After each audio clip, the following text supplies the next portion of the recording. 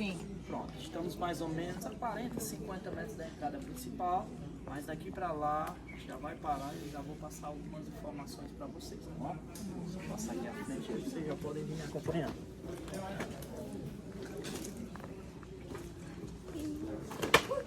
Cuidado.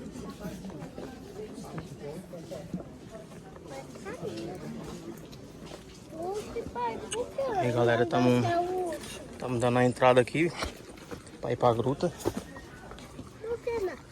Vamos aqui com um grupo de pessoas aqui que o menino vai ali na frente, lá devagar. Só para vocês entenderem, que é a primeira vez de vocês, a gruta é o principal atrativo do parque. São duas as opções para se chegar até a gruta. Vocês fizeram a opção aí mais prática, que foi usando o bondinho. A segunda opção para se chegar até a gruta é essa trilhazinha aqui. Aqui é a chegada dela. Ela é uma trilha que inicia lá na parte de cima. Uma trilha para quem busca mais aventura. Ela tem 7 km de extensão.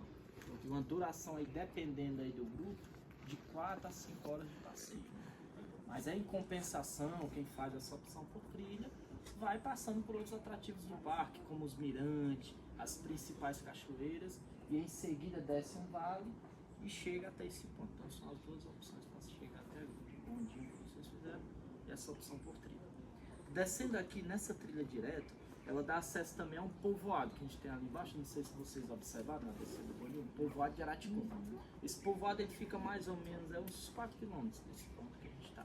Agora a gente vai se direcionar até a entrada da gruta. Quando chegar lá, eu vou explicar direitinho para vocês como vai funcionar. Pai, eu acho que os peitinhos devem Beleza.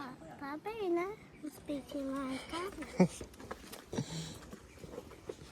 Os peitinhos não.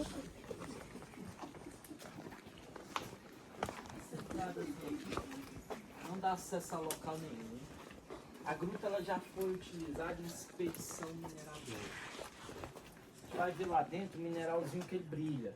Essas expedições elas aconteceram devido a esse mineral, que eles confundiam com prata derretida. Então eles vieram nessas expedições, tiraram esse material, só que depois de algumas análises foi constatado que o material que brilha ele não tinha nenhum valor comercial, certo? E eles encontraram também outro mineralzinho que é o salitre, que é a matéria-prima para a fabricação da pólvora. Então esse aqui é um dos pontos de retirada desse material, que é o salitre, né? Então eles tiraram por um certo tempo, estão vendo aquele cinzazinho lá? Só que por questão de logística, eles tiravam esse material daqui, levavam no lombo de animais por meio dessa trilha, aí não ficou viável economicamente para eles. Eles desativaram essa antiga mina de salitre. Então esse daí, essa entradazinha não dá acesso ao local nenhum, é um dos pontos de retirada do salitre. Ok? Aí pessoal, aqui no parque, nessa região do parque, já foram catalogadas até o momento 11 grutas. Essa daqui que a gente vai visitar, ela é a única que é aberta à visitação das 11 que a gente tem aqui. Se vocês observarem, estão vendo aquela formação ali? Ó? Temos uma gruta lá, das 11, que é a gruta do Morcego Branco. Ela tem 170 metros de extensão, não é aberta à visitação, a entrada dela fica lá do outro lado, é de difícil acesso.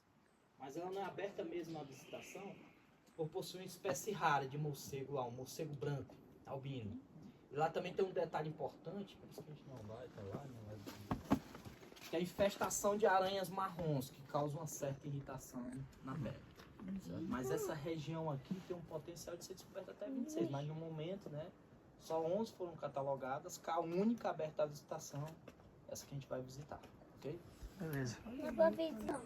Madeira. Encosta aí dentro. Deixa a porta aí pra onça não entrar. É sério? Elon, espera. Vai.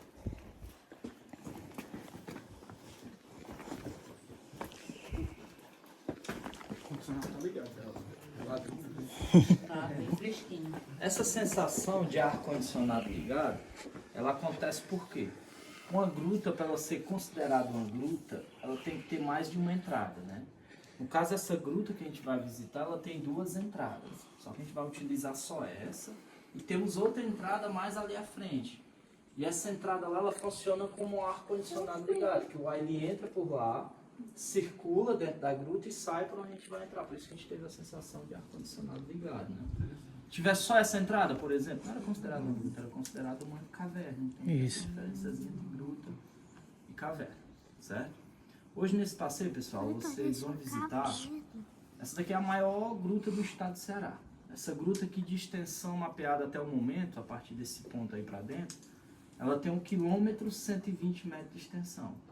Por isso que a gente tem essa plaquinha aqui, ó. Não é de sem guia, porque a partir desse ponto aqui, a gente tem um ambiente aí para dentro cheio de túneis e galerias. A gruta ela é um labirinto, então se entrar sem guia, o risco é grande de se perder. A gente vai visitar uma gruta que não foi fechado o mapeamento dela por completo, né? Que é umas bandeirinhas que a gente vai ver no chão, que a gente chama de estações topográficas. Ali é o mapeamento da gruta, certo? Só que esse mapeamento não foi fechado. Muitas pessoas relatam até hoje que você entrando aqui nessa gruta, você sai lá no estado do Piauí, mais precisamente em 7 cidades, tá? 115 quilômetros de extensão desse ponto que a gente está, mas nada foi comprovado geologicamente, né? A gente não descartou a possibilidade de interligação por ser a mesma formação rochosa, mas no momento mesmo, 1 km 120 metros de extensão mapeado, que dá o título de maior gruta do estado do Ceará, certo?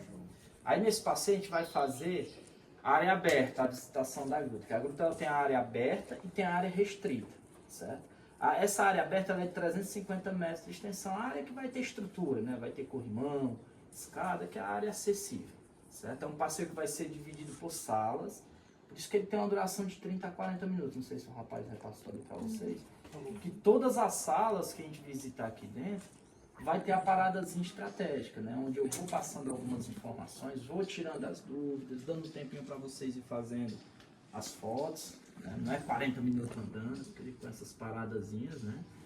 É considerado tranquilo esse passeio, só que nesses 350 metros de extensão que a gente vai fazer aí dentro, a gente vai descer em relação a essa entradazinha aqui, 30 metros de profundidade.